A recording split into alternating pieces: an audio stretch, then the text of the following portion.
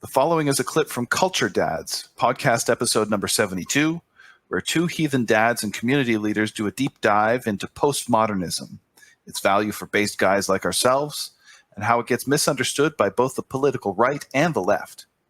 With that, let's crack into it.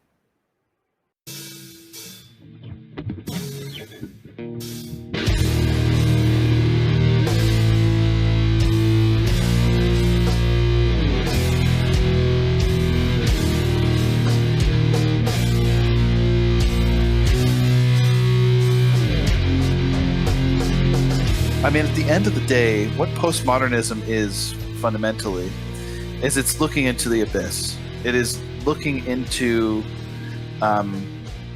it's looking into the fundament of reality and saying, well, there may not be any bottom to this, right? There may not be any ultimate background. There may not be any ultimate meaning. There may not be any ultimate narrative that we can come to. That is something that you can only take in small doses. If you want to really, sort of hit that 200 proof, it's just gonna crush you. You know what I mean? So this is something that it's something that you can use to lace a piece of art that gives it some interest. It gives it some uncanniness. It gives it some weirdness. It sort of pops out at you, and you're just like, "What the? Oh, okay." But that could be really cool in certain things, and it can be really uncool in other things. But when it's used as a political tool for deconstruction and challenging things that are objectively good, and objectively I mean within the framework of our own culture, then that's really. But it's cool. What it's trying to do. I like what it's trying to do. What postmodernism is kind of trying and in some ways failing to do, and it may be that the sort of spirit, the heart and soul of what postmodernism is trying to do has yet to actually come to fruition. What it's trying to do is it's trying to look at modernism and say, this went wrong somewhere. And I think that that's true. It's fundamentally true. Now, you can take that in good and bad directions, but it's kind of like what modernism is doing is it's trying to, it's the secularization of the idea of logos. With the Greeks, the idea that the universe is a fundamentally rational and ordered cosmos. This is the idea of logos, and that this is not a concept that's salutary to, especially us as folkish heathens. It's nowhere in any of our traditional lore or anything like that. And what modernism tried to do, whether it's the Enlightenment or any other number of things, it tries to outsource all meaning to this fundamentally ordered reality. It tries to outsource all meaning to logos. It tries to secularize our myths, our folk culture. It tries to say, all of that is nice, but it's not really true. What's really true is this rationalistic framework. When you push all possible meaning onto an order that's written across the face of reality like logos is, what happens is that when you find that there is no such thing, when you find that that's not the case, the meaning goes with it, right? We didn't always have this conception of logos. We didn't always have this conception of an ordered universe fundamentally. This is not to say that there is an order in the universe, but that it's not something that's underwritten. Postmodernism is a rediscovery of that pre-modern conception of divine disorder. It's a rediscovery of the idea of madness, of frenzy, of other, that this is what's at the bottom of reality. Postmodernism, and I've used this phrase a few times, it tries to look this in the face rather than being infantilized by the idea of logos. And I like that. I think that that's valid. But when you take that and you use that, if you universalize that into a fundamental solvent to dissolve all of the social glue, deconstruction and all of that stuff, there is some truth to the critique of that. When you do that, it's a very, very bad thing. But it is fundamentally trying to get at something true, and I guess that's what I like about it. You're listening to an episode of the latest Culture Dads, Age of Sword and Cassette, where two dads discuss music, movies, art, and culture from a unique tribal perspective. Head on over to culturedads.com for podcasts every week. I mean, where did postmodernism start? Obviously, after modernism, but it is really a kind of revival of something old. So we can kind of start, I think, at the French Revolution, really, because that's kind of like the modernist, or like that's the culmination of the Enlightenment, really. The Enlightenment being sort of the paradigmatic modern phenomenon. So the standard account of the French Revolution, basically like the standard historical account that you'll get if you go to university, is that everything was all like darkness and ugliness and stupidity until about the 18th century. And then we had the Enlightenment, which, you know, brought us things like reason, evidence, open discourse, and in the political sphere, we get liberalism. That's the political expression of this, you know, burgeoning idea of science and enlightenment and rationalism. That's like Descartes begins, and that, like, you know, moves through Kant and Hume Kant and all of these things. Although Hume himself is a bit of a detour, but anyway. So the French Revolution then happens, and you get the like governments that are finally after millennia of darkness and theocracy and things, you finally get governments that are founded on a rational basis. At last, it's like the Reddit king version of history. You know what I mean? So the French Revolution happens in 1789. By the early to mid 1800s, you get all these revolutions in Europe. So the continent basically bursts into flames. Revolutions are happening every 15 minutes. All of these countries are following suit. Liberalism is basically engulfing the continent, the civilized world.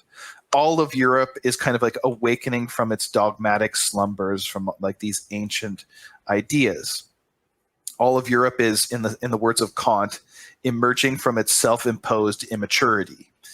And then what you get is, around this time, you know, the mid-19th century, the mid-1800s, you really get the height of European civilization. I really think that is when it peaked. And liberalism says that all of this success is rooted in about 100 years of history, maybe 200 at the very most. It's taking credit for this, basically, all of this like efflorescence of culture and everything like that. And at this time in the mid-19th century, scientific progress reaches its greatest extent. So even though science would continue beyond that, it was never progressing as fast as it was in around 1850 to 1870 or something like that. And scholarship outside the sciences is also becoming very, very impressive. It's really coming into its own. You get the birth of very, very serious study of law, of anthropology, of history, of linguistics. You know, you get the discovery of the Indo-Europeans, right? From a purely linguistic understanding that, oh wait, all these languages are related, and we can relate them through these grammatical laws, and scholarship is getting so impressive that we can rediscover cultures that have left no trace whatsoever in the historical record. This is pretty fucking impressive. So the 19th century is the high point, really, of the West, ultimately. And at this time, there's this huge feeling of optimism, right? There's a feeling that if we just keep going this way, we will eventually fill in all the gaps of our knowledge. Material prosperity will be in reach for all of humanity. The white man's burden. We will share culture. We will civilize the savages. We'll civilize the rest of the world. Everything is going swimmingly. This is great. We're on the cusp of utopia, right? The world's going to keep getting more and more peaceful. At this time, basically, modernity was riding high, right? All the myths that Dave and I talked about in our one episode on the myths of our time, were fully believed in. Things like progress, things like the social contract, the myth of freedom, and everything like that.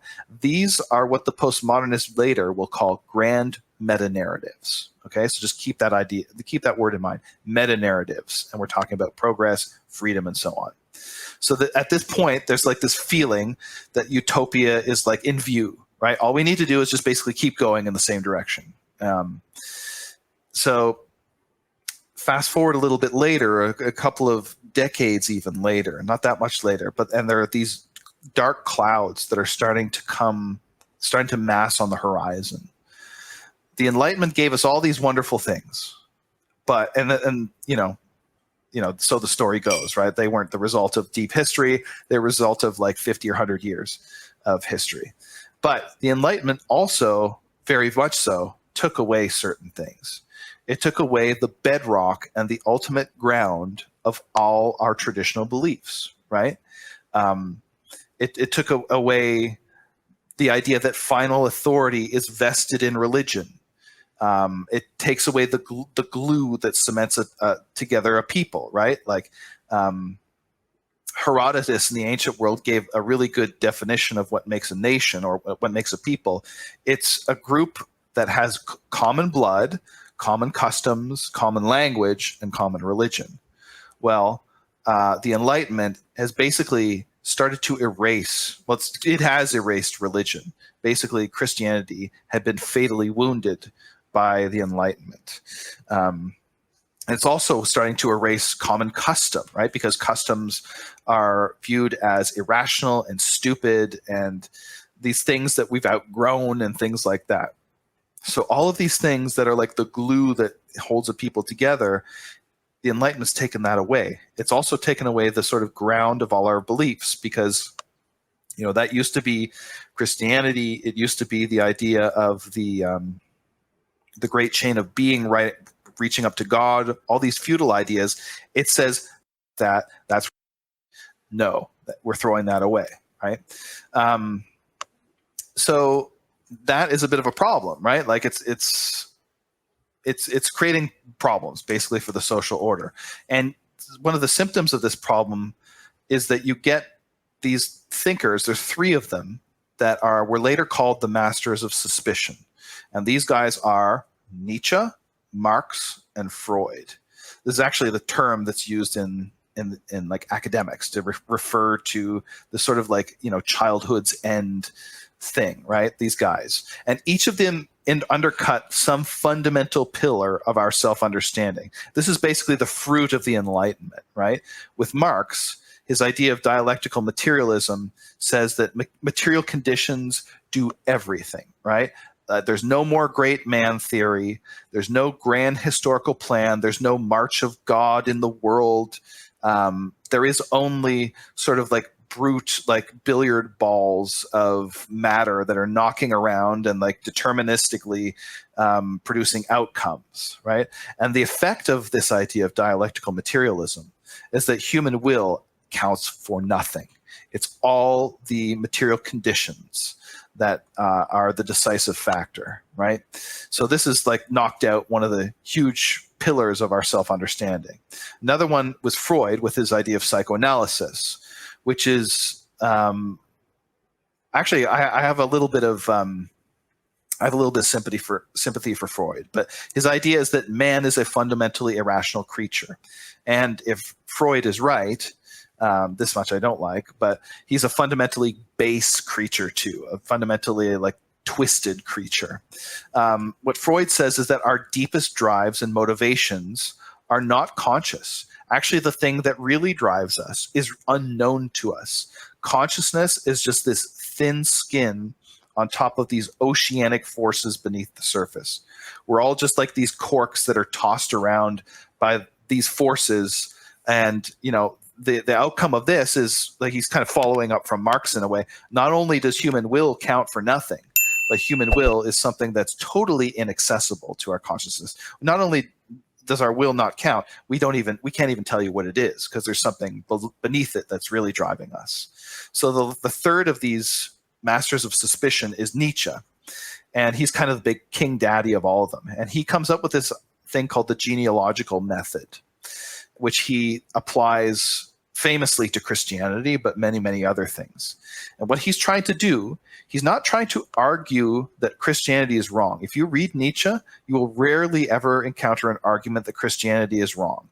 What he's trying to do is basically do a huge ad hominem against it. What he does is he investigates the origins of Christianity.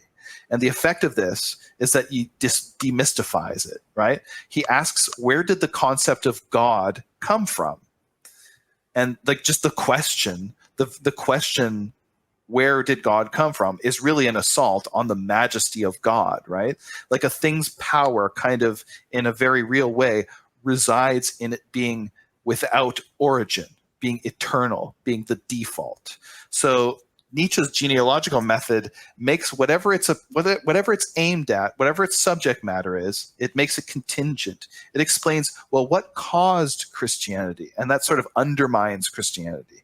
We see that it could have been otherwise. Something else could have been put in its place, right? So the effect of Nietzsche is, after him, basically nothing is sacred. Just the act of inquiry is an assault on the subject. So these three guys, Nietzsche, Marx, and Freud, were sort of like these masters of suspicion, were kind of like childhood's end. After them, there was like no going back to this naive and childlike optimism of modernity. The idea of grand meta-narratives of progress and everything were, I mean, they weren't dead, but they were like seriously wounded. And then things got worse, right? Because as time goes on, even the sciences sort of like started to become ultimately irreconcilable. Like you can think of the irreconcilability of special relativity and quantum mechanics. This is like a technical thing in physics. Those two things can't both be right at the same time. And it's still a question. What is the grand unified theory that unifies them? We don't know. At the turn of the 20th century, it seemed like, science, like all the different sciences, were kind of growing apart, and they weren't really like explaining things in a holistic way like we kind of wanted. And at this time, around 1900 or so, it's a weird time. It's this time called the fin de siècle, where you get the rise of mysticism, you get a lot of secret societies, a lot of like end times cults and millenarianism and things like that. There was like a general feeling in the air that society was becoming exhausted and degenerating, that the world was getting smaller because of, the invention of the radio and telegraph and everything like that. But it was also getting kind of uglier. Science seemed to be like put to use not to like help people, but to like, dehumanize people. Like you can think of like Dickensian workhouses and like technology and things like that. There was a feeling in the air that something had to break, and then something did, and that was World War I. Now, I won't go into World War I because we did a whole episode on that, but basically like all the flower of like European youth was cut down. It was this massively dysgenic event. After it, Europe was completely exhausted. There was like the rise of true globalism, total disenchantment. And people started to think, if the Enlightenment had brought us to this, then what good was the Enlightenment, right? And you get the rise of like art movements like symbolism, surrealism, Dada, and so on. These like kind of like a little bit ugly but weird and also like uncanny art movements that just wanted to look reality square in the face, like for all of its ugliness and everything. So after World War I, the world kind of gets back on its feet, sort of. You get like, the 1920s, the Jazz Age. And what happens at the end of the 1920s? It's the Wall Street crash. You know what I mean? So like we just keep getting like one calamity after another after another. So in 1929, the stock market crashes. You get massive dislocation and unemployment. You get this idea that Dan Carlin calls rational insanity, right? Which is the idea that a whole bunch of like rational decisions can add up to an irrational outcome. Like if the free market is the most rational system ever devised in economics, then rationality had failed, right? Like all these rational decisions had added up to this crash. So the idea, Leibniz, centuries before this, came up with this idea that what we have is the best of all possible worlds. Well, that had yielded massive human suffering, and then even worse came after that. It was World War II, right? And we don't need to say much about that. I mean, it's European Civil War, our countries get taken over by alien forces. Everything good and promising pretty much had died. And in the mainstream, like the mainstream account, also it was an inexplicable calamity for them too. Genocide, mass death and suffering, the worst evil in history. World War II was really the final nail in the disenchantment coffin. All of our meta-narratives at this point had been completely exploded. If modernity had brought us to that point, then modernity had fucking failed. The masters of suspicion turned out to be completely vindicated. They were more right even than they could have ever thought, right? And the prophets of the Enlightenment, the Voltaires, the Rousseaus, all of these guys turned out to be absurdly, impossibly mistaken. Like, there was just no two ways about that. It just could not even be, there wasn't even a question about that anymore, right? And this is the birth of what we now call postmodernism. So it obviously had deep roots, and what postmodernism is fundamentally is it's a rejection of all of that. It's a rejection of modernity. It's an admission that modernism is a total impossibility, that its whole project was flawed and it failed. And then what postmodernism wants to do now, it wants to say, so now what? What are we left with? That's the basic question that it's wrestling with. What do we do in a totally disenchanted world? What do we do in the radical absence of meaning? What do we do when authority is completely impossible? So the answers that it comes up with to these questions are really varied. But I think beneath the surface, what you see there is that it is an anti-modern movement fundamentally. It's trying to reject modernity. And in doing that, it has recovered a lot of the basic imperatives at the heart of pre-modernity. And this is why Vico sounds so familiar to postmodernists. Postmodernism recovers these archaic modes of understanding that Vico talked about. It recovers the particularism of cultures. It recovers our thrownness into the world. We haven't touched on this yet, but it's very collectivist in its outlook. It's very anti-humanist in its outlook. But postmodernism tries to situate these things in the context of high technology, as opposed to, the archaic world where they originally resided. So it's a little bit schizophrenic. It's a little bit at odds with itself. But I think fundamentally, it's just honestly trying to wrestle with, like, what the fuck have we done?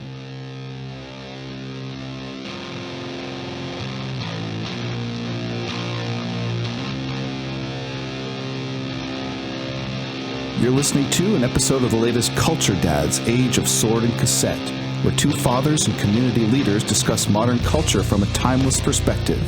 Head on over to culturedads.com for podcasts every week.